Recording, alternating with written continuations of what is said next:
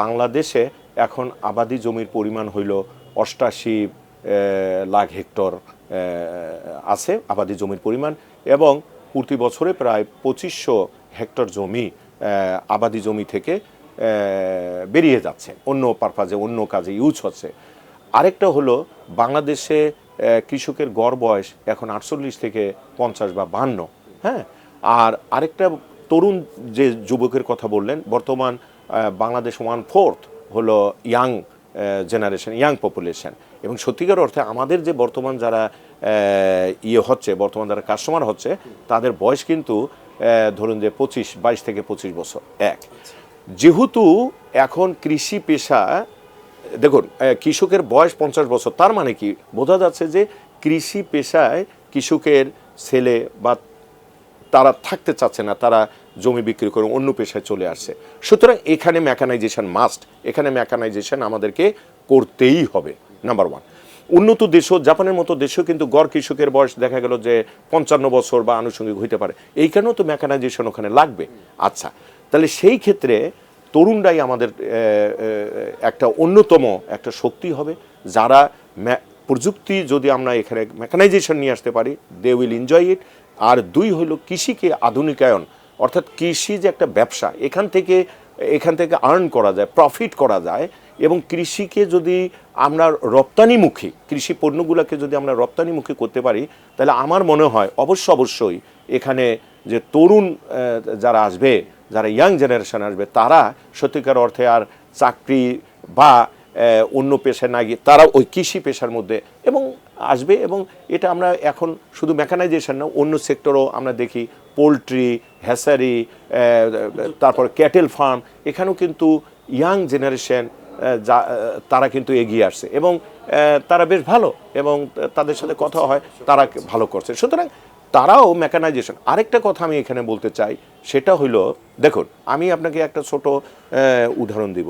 আমরা আড়ংয়ে যাই, তো আড়ংয়ে গিয়ে আমরা পোশাক পরিচ্ছদ আমরা নেই, কোনো অসুবিধা নেই, কিন্তু আড়ংয়ের দেখুন তাদের কি চেইনটা সারা বাংলাদেশের, তারা নর নারী যারা একটু আইডেল থাকে তাদেরকে কিন্তু তারা ব্যবসায় একটা লিঙ্ক করেছে এবং তাদের কাছ থেকে প্রোডাক্ট তারা নিচ্ছে, আড়ংয়ের শোরুমে ডিসপ্লে হচ্ছে এবং আমরা ওখান থেকে পারচেস করছি।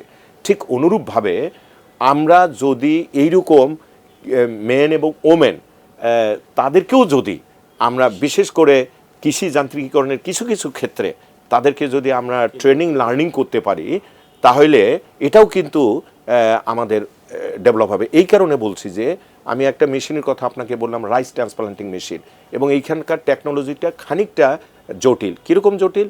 যেখানে চারা উৎপন্ন করতে হয় ট্রেতে, এবং এই ট্রেতে চারার বয়স যখন ২৫ থেকে ৩০ দিন হবে, তখন ট্রেতে থেকে ওই চারার প্লেটটা তুলে মেশিনে রাখতে হবে।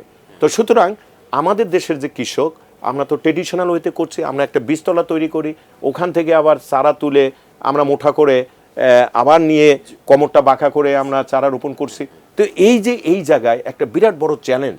এই ক্ষেত্রে আমার অভিজ্ঞতা থেকে বলছি বা আমার ইয়েতে বলছি, যদি আমরা ওই রকমভাবে একটা ম্যান পাওয়ারকে, ওমেনদেরকে যদি আমরা ইনভলভ করতে পারি চারা তৈরি করার ক্ষেত্রে, তাহলে ইজিলি আমরা ওখান থেকে চারা নিয়ে আমরা রোপণ করতে পারি।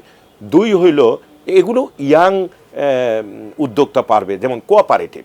কথার কথায় একজন ভাই যদি ২৫ থেকে ৩০ বছর বয়স, উনি লেখাপড়া শেষ করছেন, উনি ওই গ্রামের বা ওই ইউনিয়নের যত জমি আছে সেই জমিতে উনি মাত্র চাষ করে দিবেন, যত জমি আছে সমস্ত জমিতে উনি চারা রোপণ করে দিবেন ওনার মেশিন দিয়ে, যত জমি আছে কম্বাইন হারভেস্টার দিয়ে ফসল কাটার সময় উনি ফসল কাটবেন। তাহলে কি হলো? আপনার জমি আছে, আমার জমি আছে, সবার জমি আছে, আমরা নিশ্চিন্তে থাকলাম। ওই ভাই কোঅপারেটিভ সোসাইটির মাধ্যমে সমস্ত কাজ করে দিল। তাহলে উনি এটা প্রাইস পেল, চাষের যে দাম উনি পেল, রোপণের যে দাম পেল, হারভেস্টিংয়ের দাম পেল। ইভেন দো ওই ভাই যদি মনে করে যে স্যার আমি আপনার জমি তো করলাম, আপনি পেলেন কথার কথা ৩০ মণ ধান, তো এখন ধানের মণ হলো এত টাকা, তো আমি আপনারটা নিতে পারি, অথবা you can sell to another places or market something. তো সুতরাং এইরকম যদি একটু উদ্যোগও নেওয়া যায় মেকানাইজেশনের ক্ষেত্রে, কোনো একটা ইউনিয়ন, কোনো একটা গ্রাম, তাহলে আমার মনে হয় এটা পাইলটিং এবং শুধু পাইলটিং বলবো না, ইয়াং জেনারেশনটা এটা করলে এটা আস্তে আস্তে এটার বিস্তৃত হবে এবং মেকানাইজেশনটা অ্যাজ এ হোল একটা সময় একটা বাস্তব একটা ভালো জায়গায় পৌঁছবে।